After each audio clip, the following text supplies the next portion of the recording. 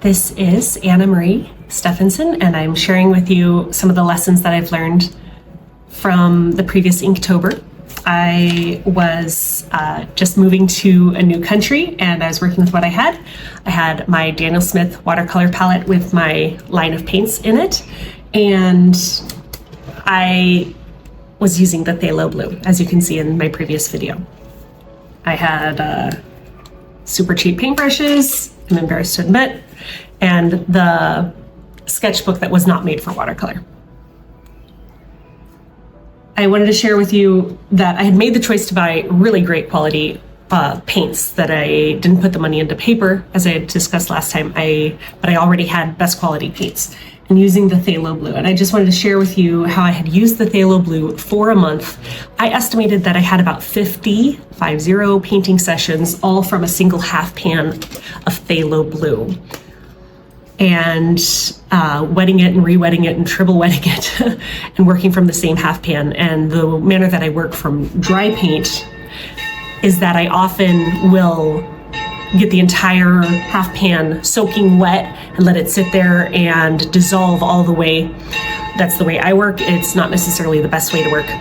But I was so impressed with the quality of the paints. This is the first time that I have used such frequency, right? If I'm using this I estimated over 50 times in 1 month. It lasted that long, as well as the consistency of the paint stayed and survived. And I was just impressed with something like that. And I told the CEO what a big deal that was. Thanks, John. John Cogley. All right, and I also wanted to share with you another lesson that I learned in through that last Inktober, which is quirky because I should have learned this previously when I had moved in Oklahoma, and I should have learned this previously when I had moved from Missouri to Illinois. I should have learned this a lot longer ago, and I did it again this time. The big lesson I learned is don't do a big art project when you're in the middle of moving. Every time to move and you're in the middle of a really big art project. It's not like I can pause Inktober in the middle. And just the absurdity of that, of trying to pack your house and trying to get your kids transition to everything. But in the middle of Inktober, we had moved from the Airbnb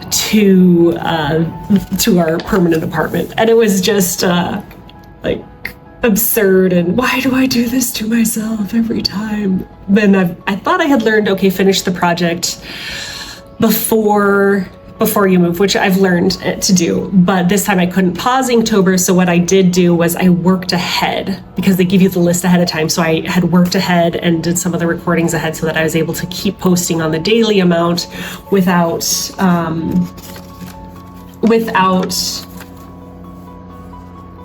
interrupting my move too much, and that gave me a little bit more freedom. I love this one also. He's sitting there drinking his morning tea out of a little cappuccino glass on the balcony, and he's like, Mom, take a picture. I'm in Italy. It's morning in Italy. Looking so charming.